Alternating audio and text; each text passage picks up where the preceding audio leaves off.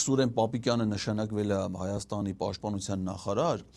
էլս ես մեջից տրաքում է, էլի տեսած եք կլնես, ինք արդեն փքվել է, քիչ ամենամ տրակի, ուզում է զինված ուժերը Հայաստանի տարածքից դուրս գործողություններ իրականացնեն։